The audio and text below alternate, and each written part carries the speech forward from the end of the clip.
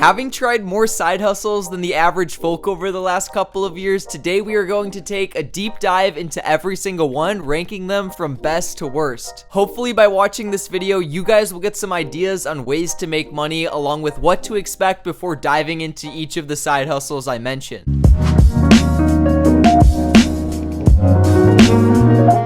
Alright, so for those of you who don't know how a tier list video works, first of all, welcome to a whole new genre of YouTube content, and secondly, this is how a tier list looks. At the top, we have S tier, which is quote-unquote God status. At the bottom, we have F tier, which is basically peasant status, and everything in between is pretty much just the middle ground. Now that you guys know how a tier list works, below it are all of the different side hustles I am going to be ranking in this video. I do want to preface this video by saying I've personally tried every single one of the side hustles we are going to be ranking today, but of course I'm just a random guy on the internet and I've had way more success with some side hustles than others, so I'm definitely biased. Starting things off with fulfillment by Amazon, better known as Amazon FBA, I personally tried it out a couple months back with my friend Carter Maxwell. In the year 2020, his business did over $300,000 in revenue or $70,000 in profit, so it's definitely a full-time income. When I went out and tried Amazon FBA with them, all we did was buy products from thrift stores along with retail stores and then ship them out to Amazon FBA for them to fulfill the orders. If I can recall correctly, after all product cost, fees, and everything associated like that, I made like $500 profit. It did take a few weeks to sell everything, but the only other complaints I have with the Amazon FBA business model is that in the beginning, Amazon gates your account from selling most items, so you need to go through an approval process if you really want to expand your business. On top of that, another complaint I have with Amazon FBA is it's hard to know what products are hot and what you should go about reselling. For example, my friend Carter made over $100,000 in revenue in a single month selling patio heaters, but the next month when the trend died down, so did his income. With that in mind, I am going to put Amazon FBA all the way up towards A tier, and I don't say that lightly whatsoever. Sure, there's definitely a learning curve with Amazon FBA, but every other business has that also, and on more than one occasion, I've been told about a trending product to resell on Amazon. Then, as a complete beginner, I've gone out and bought and sold that product and made a profit. The second icon we have here is for selling candy at school or on the street. To a lot of you, this may not sound like an actual side hustle, but it holds very near and dear to my heart since this is the side hustle that helped my YouTube channel take off. Back in the day, almost 2 years ago at this point, I brought my camera with me to school for an entire week and just filmed myself selling candy. Doing that ultimately got me in a lot of trouble with my school, but at the end of the day, selling candy made me a bag, and so did the YouTube ad revenue from all of those videos. So with that in mind,